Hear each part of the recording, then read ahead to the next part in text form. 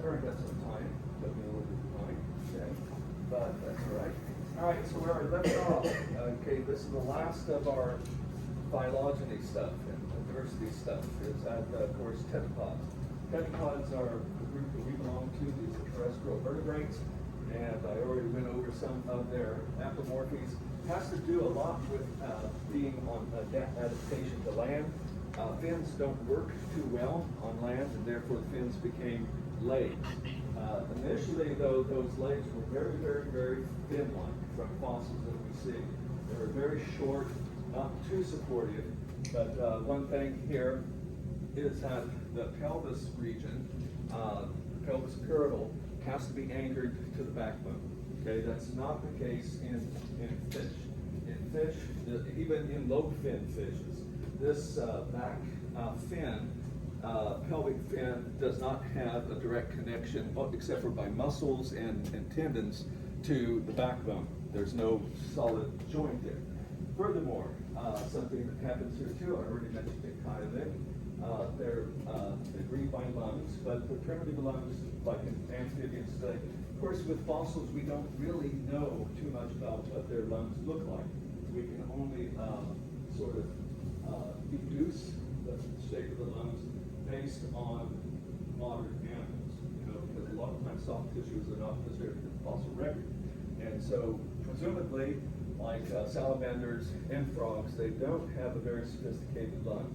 It doesn't have a whole, it's basically an open bag, not with a whole lot of space. Furthermore, and if you're going to breathe and we have an active life where you need a lot of ATP generated, then you need to take in a lot of oxygen, and that is a function of surface area. And so modern amphibians, of course, use their skin as accessory for taking in oxygen in addition to their lungs. Okay, so furthermore, there's a joint here. This is not the case in fish between the skull and the first vertebrae of the backbone. There is no articulation there. Well, there's an articulation, but it's not a movable articulation. But here we have a movable articulation so that the head can move. All right, and we went over and the only existing amphibians is lizard amphibia, that these salamanders and frogs. All other groups have disappeared, and that brings us to another major group of terrestrial vertebrates, namely amniota. Okay, go ahead and put the phylogeny up here. Tetrapoda, amphibians,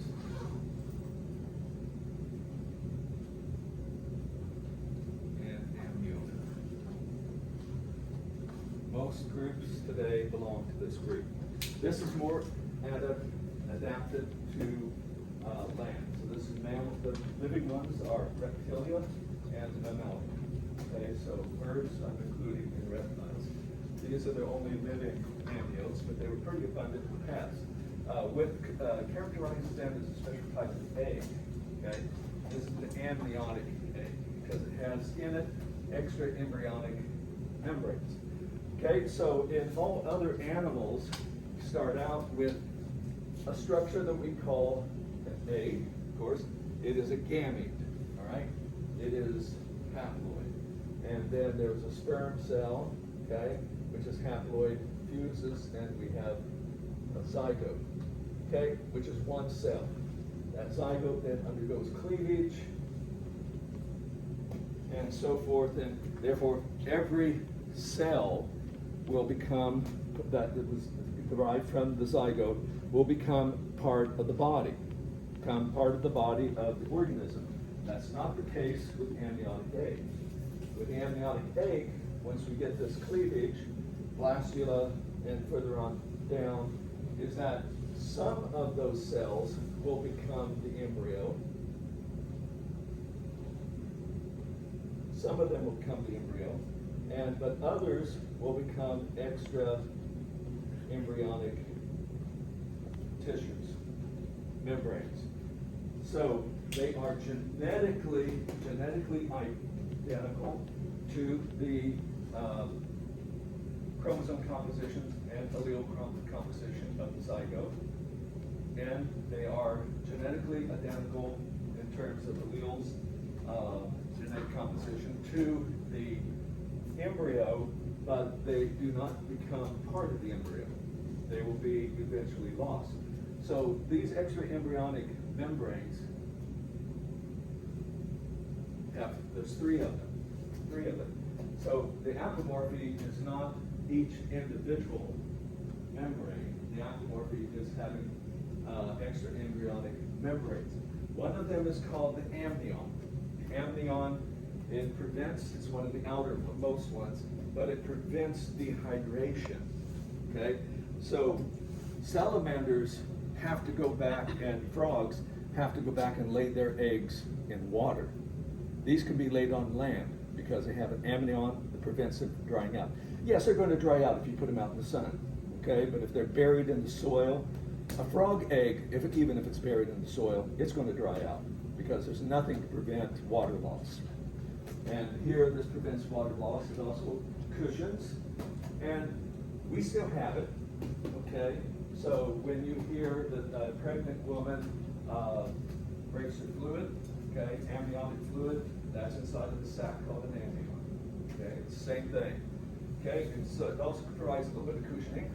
Allantois, okay, one of the problems if you're going to make it watertight to a certain extent, you're also cutting down on gas exchange. That's a problem, okay, because the cells here still need oxygen. And therefore, there was another tissue here called the allantois, which aids in gas exchange without water loss.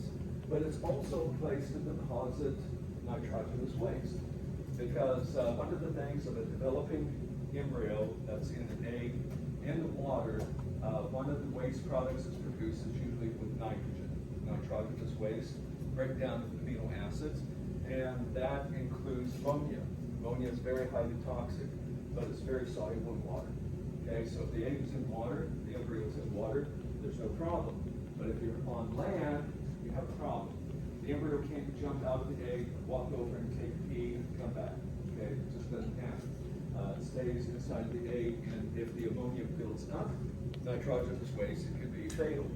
So that still is turned into, the ammonia is not kept as ammonia, it's usually turned into uric acid, which is less toxic and solid, and it can be disposed of in the allantois where it doesn't interfere with the development of the embryo.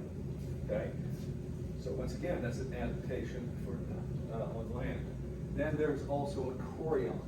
Chorion, even more so than the allantois, allows for gas exchange, getting rid of carbon dioxide and taking up oxygen, and minimizing thereby the loss of water. Okay, so this is an adaptation to being able to live completely on land, and it was a big evolutionary advance. Right. So these, as I said, all the cells that make those up happen to be genetically identical to the zygote, to the embryo. That's true of humans too. A lot of the placenta and the amnion in humans is derived from these extraembryonic membranes. And so they are genetically identical to the tissues inside of the baby. Okay? All right? That's real good. Another adaptation to land is waterproof skin. Okay, so there's deposits of protein called keratin that is deposited in the skin that make it less likely to lose water across its surface. Okay, now that creates a problem.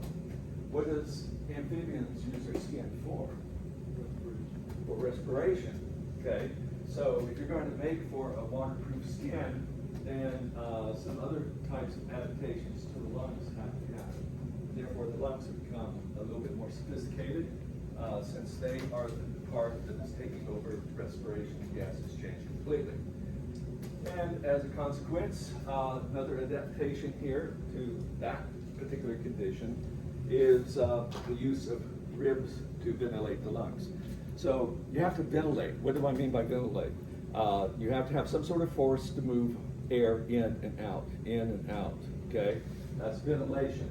If you don't ventilate, then all the air that's in the lungs will eventually, all the oxygen will be absorbed, and all you have there is nitrogen and carbon dioxide. So you have to push it in and out. Frogs do not use their ribs to ventilate their lungs. In fact, frogs and salamanders, they don't have much in terms of ribs whatsoever. But here, there is the lungs, in between the rib muscles between the rib bones are muscles that can expand the thoracic cavity to create the pressure to bring air in. Okay? One problem with this in some reptiles is that they cannot breathe and walk at the same time. They can only do one or the other.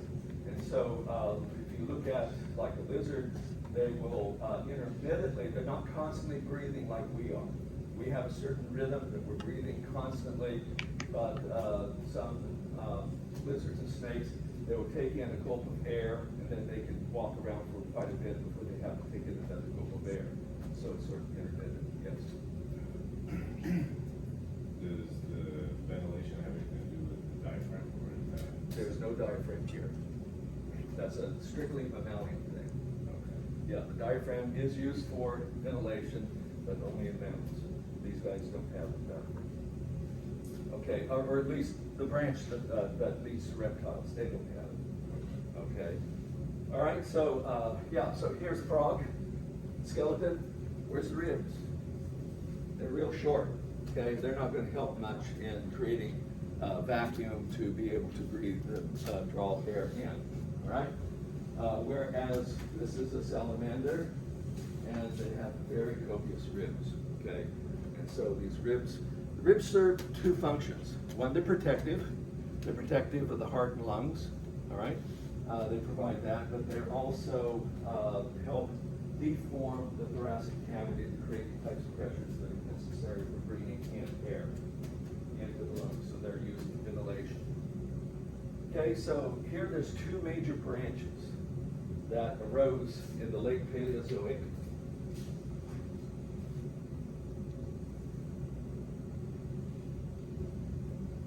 Sauropsida and Synapsida. So some of these, I am going to touch a little bit on fossils, but not a whole lot. Just let you know that they're there. So since synapsid clade, I'll come back to it, we're the only mammals are the only surviving synapsids around. But there were in the late Permian and even in the Triassic, there were a lot of different types of synapsids around that did not come to survive today. In fact, during the Permian was the last period of the Paleozoic. The last period of the Paleozoic. Of these two branches, the one that was most dominant was the synapsids. Okay. Now, when I say most dominant, most of the ecological niches for herbivores, for predators, and for animals that happen to be amniotes that happen to be in water were synapsids. Okay, whereas the sauropsids were very few in between. We believe that had to do with ecological competition, and so, but things turned around at the end of the Permian with that mass extinction. With the mass extinction at the end of the Permian crisis, going on into the Triassic, the synapsid clade were the losers. Okay, and we believe that then the other clade, the sauropsids, they took over. Okay, through fossil history, we see this happening again and again and again, where there is one group that survives a mass extinction and they expand because of ecological release due to the chance disappearance of an earlier clade. All right, so these things, my friends, are not dinosaurs, despite what your childhood books keep telling you. These are, in fact, nowhere close to dinosaurs.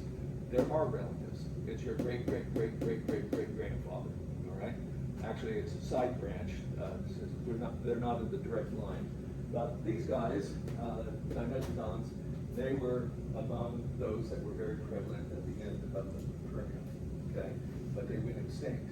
What those sails were for, these are vertebral spines, spinous processes. We have them too, but they're very short. No idea. There's been a lot of speculation as to what they were for. Maybe for thermal regulation, maybe for respiration. No one knows. Okay, no one really knows for sure. But there's been plenty of theories down since the 1800s, and some of them get to be pretty ridiculous too. All right. So with Permian extinction, as we go into the Triassic, there was very, very low life. There wasn't a whole lot around. But by the mid-Triassic things, fossil history starts to pick up a little bit more. And there it is not the synapses that are surviving, but it is the synapses. Now, what distinguishes the synapsid clade as far as fossils are concerned is they have an opening in the skull behind the eye, which is called a fenestra. Okay. Now, the earliest skulls. Okay. Let's talk about bone. Bone can come from two different primary embryonic sources. Most internal bones are from mesodermal tissues.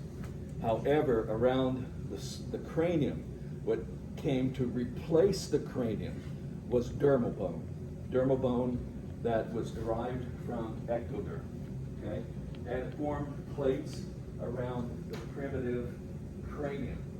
Okay, we sometimes use these two words interchangeably, cranium and skull, but they're really anatomically different. We start out with embryos with cranium, and we still retain some of that, and it gets incorporated deep into the skull. Skull, mostly bone, that is dermal bone. There's a few things here that are indeed of mesoderm bone. I don't remember which one, but it doesn't matter. But with primitive fish and everything, the skull is completely enclosed. There is the only openings to the skull on the dome part of it are the orbitals for the eye and the basals for the nose part to breathe in air. And this is what we have up here, completely enclosed. But in the temporal region is the area right behind your eyes, sides and behind your eyes. There is an opening, and this is called a fenestra. And so this group has one temporal fenestra. And what is the function of that? Twofold. As animals got bigger, bone gets heavier. Okay? It isn't that scaling in nature is not linear. The bigger it is, the bigger it has to be. Okay? Very much so. And therefore bone can get pretty heavy.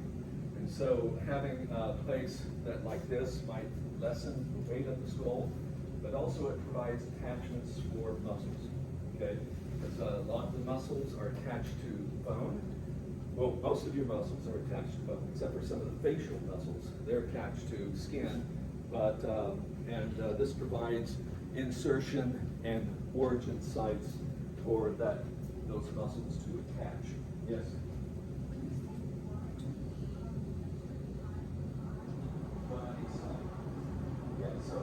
So looking at one side, you have one temporal fenestra, one on each side. Okay. Furthermore, their teeth are in cusps. Now this is, I'm not going to really explain this too much, but it's a special type of joint at the tooth bone level. And so that is a joint. It's usually an immobile joint, but there is a ligament-like tissue that happens to be in there between them. Furthermore, their teeth are somewhat differentiated. In the front, they have two longer teeth that are called canine teeth. You have them too. You can feel them. Okay, just on the outside of your incisors for the premolars. They're pointed tooth with their bars very, very small. This here is canine tooth. Okay, this is a skull of the early synapsid. Okay, during the Mesozoic, the early part of the Mesozoic, these guys are pretty rare, and we have other groups that all went extinct that lived through the Triassic and the Mesozoic. Only mammals survived. And mammals do go back, okay, something that we can, of course, with a fossil we can't. How do we define mammals? What is our diagnostic features for mammals? We have hair, and most mammals also produce milk, not all, but some of them do. These are things that usually are not found in the fossil record. However, there are skeletal structures, especially in the skull, that are diagnostic of mammals. And we know mammals went back pretty far. Mammals preceded dinosaurs in the evolution. But they were never, during the Mesozoic, they were never big. They were about the size of rats and shrews, and nothing bigger than that. Okay? Until the dinosaurs got out of the way, and other sauropsids. Okay? The other branch, sauropsid, like it became abundant in the Triassic. Many of them are extinct. Our present sauropsids are things we call reptiles. Okay, and this includes birds. Okay, the Linnaean classifications always separated reptiles and birds, but that makes reptilia paraphyletic. And really, the anatomy of birds are really tightly tied to dinosaurs. And so they are reptiles, highly derived reptiles. Apomorpha we can say for this is that they have a glandular skin. That's based on modern reptiles. When I say it's aglandular, there's no glands in the epidermis. Okay, we have sweat glands, we have sebaceous glands that produce oil, but this here is no glands in the skin. Furthermore, the skin is usually carried with epidermal outgrowths that are called scales, and these are made of keratin B. Keratin is a very tough protein. Okay, very tough protein. There are two major categories of keratin: keratin A and keratin B. Mammals, we only have keratin A. Our hair, our nails, and some other things are almost pure keratin A. Reptiles have both keratin A and keratin B. Okay, but keratin B is found in scales, and in birds, keratin B is found in the feathers. Okay, whereas hair is keratin A. Okay, so it's different. So we do have some scales. From ancient animal fossils that have left enough there that we know that they were composed of keratin B. Okay, this prevents water loss. Okay. Furthermore, in the jaw. Now, primitively, the jaw is divided up into several different bones. By the time you get to mammals, it's a single bone, what we call a mandible. And it's mostly what we ancient bone called the dentail. There were several other bones that were part of the lower jaw. And in the case of the sauropsids, they have one piece there that's called a coronoid element. And it's right by the dentary. So there's dentary, angular, articular, surangular. I don't expect you to know these. The whole point is that the lower jaw, and this is true even of primitive mammals. Okay, fossils of them, the earliest ones, they do have this type of jaw, but not with the coronoid process here. So this here is the bird, still has coronoid. Modern human jaw is mostly derived from dentary. These other bones have shrank, fused, and sort of disappeared. And I'll come back to this in a moment when we get to mammals. So only one coronoid element in the jaws. So a subgroup is so we're going to go down the Sauropsida. This is Diapsida. If all we were looking at is modern animals, not the fossils, there's no distinction here, okay? Because all the animals of this clade that we have today are indeed diapsids. That's all, okay? But we have other things down here that have gone extinct that I want you to be aware of, that don't belong here. So I'm going to make this distinction here. In the Diapsida, they have two temporal fenestra. Okay? There's a dorsal fenestra and a missing a lateral fenestra, all right behind the eye socket. Okay, so these have 2 fenestra, whereas the synapsids have but 1. Okay, we still have it in our skull. If you look at it, if you look at the human skull, we have cheekbone here. It's called the zygomatic arch, and there's a space right between it. Okay, that's where the that happens to be at in us. Okay, so but in several groups, especially turtles, this has been lost, and I'll come back to that. Turtles have been very, very difficult to place because their morphology is really bizarre, and I'll come back to that here. Okay, so diapsids, crown group. What's a crown group? Let's not forget the crown groups. What is a crown group? How do you define a crown group?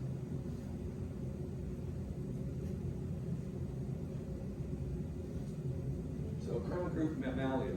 Okay, we can define mammalia, of course, based on bones to the back, the skin group mammalia.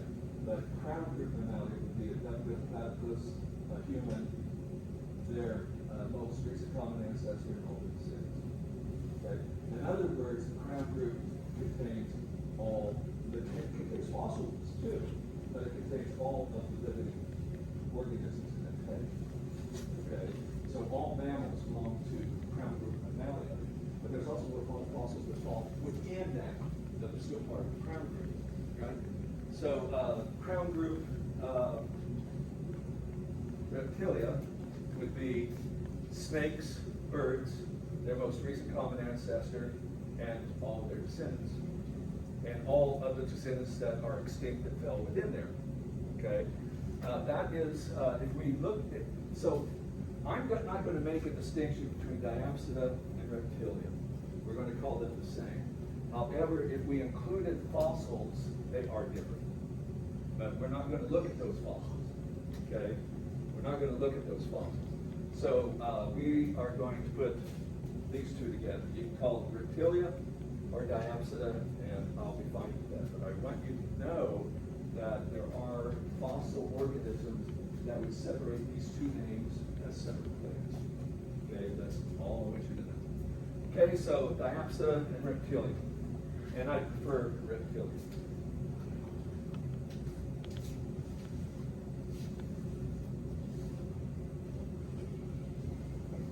Okay, put that up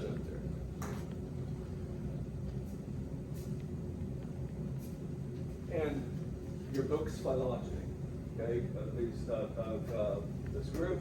Here is our Synapsida, and they put fur and milk down here as an apomorphy. No, that's not an apomorphy for Synapsida. Sorry. That's not even that's an apomorphy for Mammalia, as far as the fur is, yes, not the milk. All right, and likewise over here for Reptilia, you notice they don't have Diapsida, they don't have Sorapsida there, they would be here. Scales with hard keratin, I put that back even earlier, okay, than just Diapsida. But the major clades we're going to have here, Lepidosauria, Archolisauria, Dinosauria. Okay, so these are what I'll go over. So, Reptilian Diapsida, okay, paraphyletic, if you leave out the birds, based on our current knowledge of things. And there's 2 clades, Lepidosauria and Archolisauria. Archolisauria is somewhat new idea.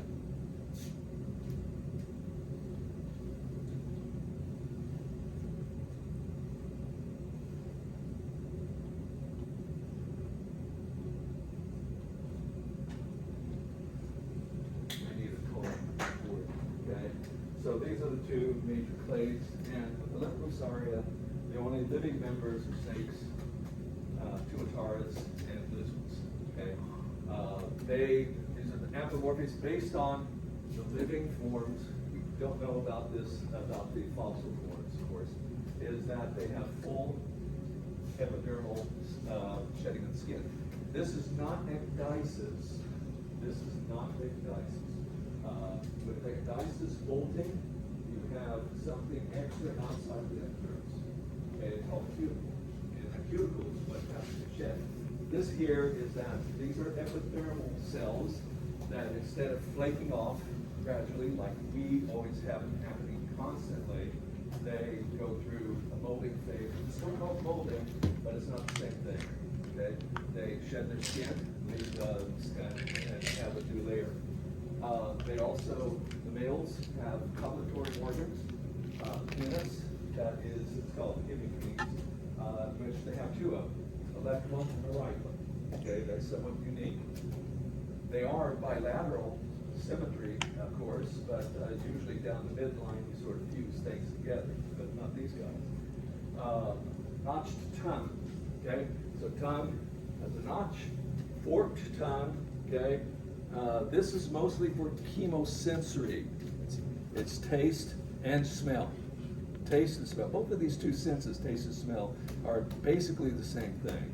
They may be interpreted in the brain differently, but they are finding of some chemical tube receptor cells that are scattered throughout the tongue or in the nasal passageways, and they're very much related to each other, sensations. So this has snakes, lizards, tuatara. This here is a tuatara, and it is not a lizard. Okay, it is more primitive, or we might say more plesiomorphic in a lot of its characteristics. The other one, big one, Archosaurus.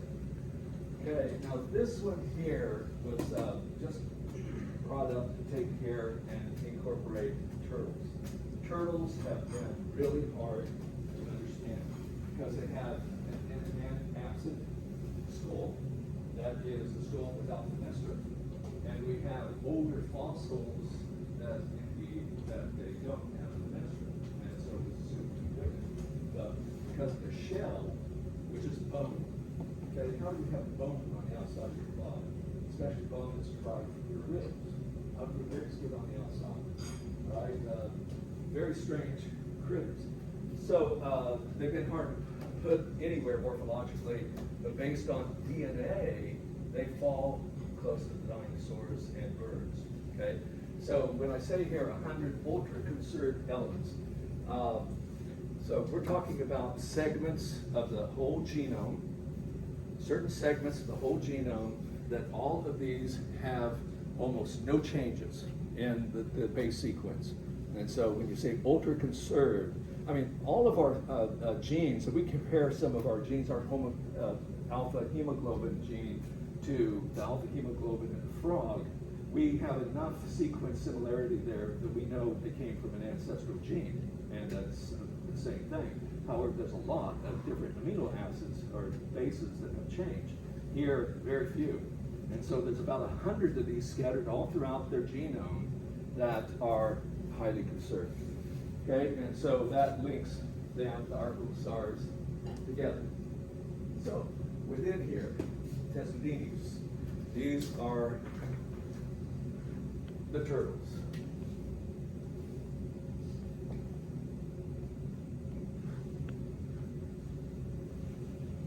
Okay, turtles.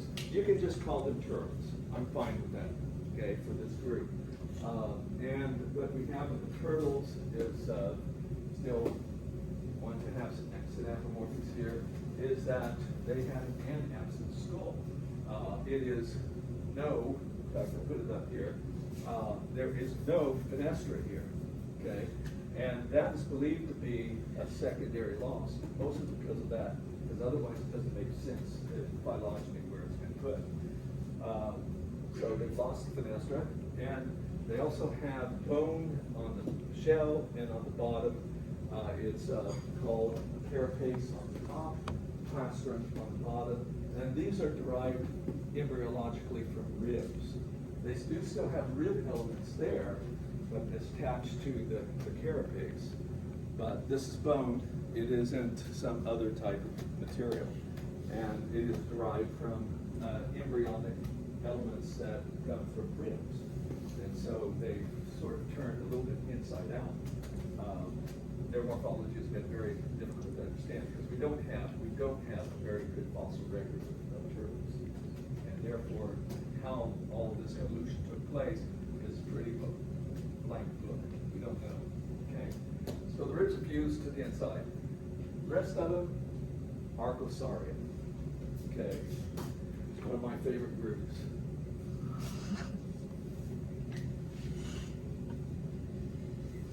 Okay, be careful, Archelosauria and Archosauria. Just only one little syllable that's been inserted in there. Okay, Archosaurs, the only living ones are crocodiles, birds. But dinosaurs fall right in. Okay, so they are Archosaurs. So what they have here is teeth set in sockets, but it's a little bit different type of socket than what I mentioned earlier. Okay, this is a type of socket that's called thecodonty. This isn't too important because it's hard to distinguish this from the earlier case that I said that teeth were in sockets. But what is really good here is that we have a good idea that they have 4-chambered heart. Okay, up to now, okay, we can start with lampreys and fish. They have 2-chambered heart. When we get to amphibians, we have 3 chambers. And a lot of reptiles retain 3 chambers. They have 2 atria, 1 ventricle. Here we have 4-chambered heart. It's parallel. It does happen twice. Mammals also have a 4-chambered heart. These have a 4-chambered heart, 2 atria, 2 ventricles. However, the vasculature, that is the blood vessels around this heart, is different than the blood vessels pattern around a mammalian heart. Okay, so we know that this is convergent. Okay, for bones, of course, with dinosaurs and other Archosaurus fossils, we don't have their hearts, and so we don't know that. We're applying this simply by what's called phylogenetic bracketing.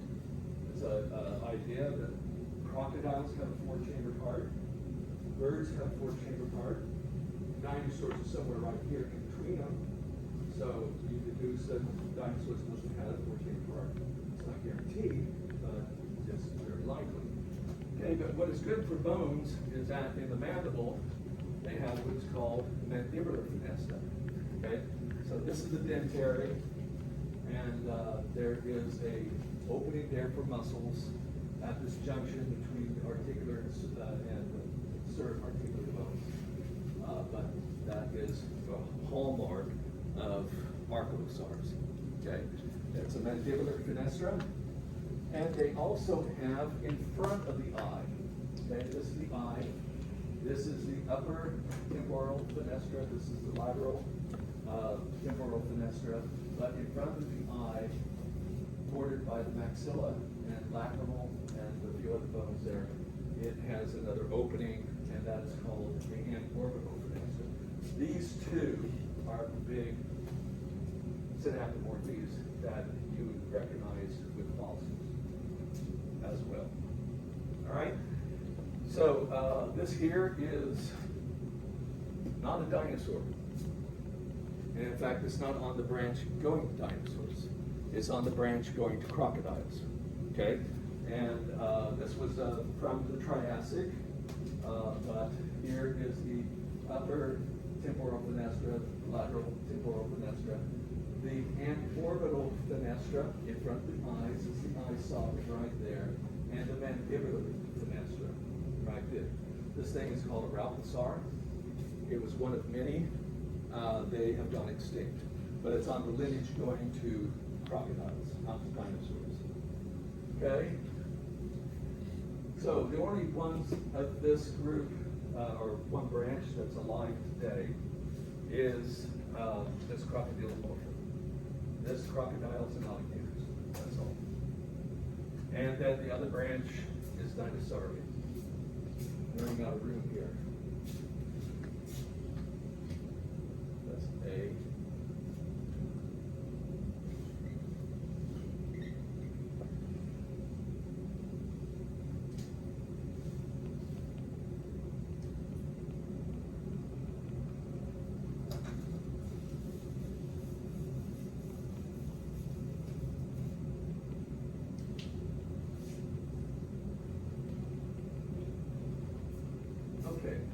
just give you a break from there. Yeah, take a little break. Take a look at the time.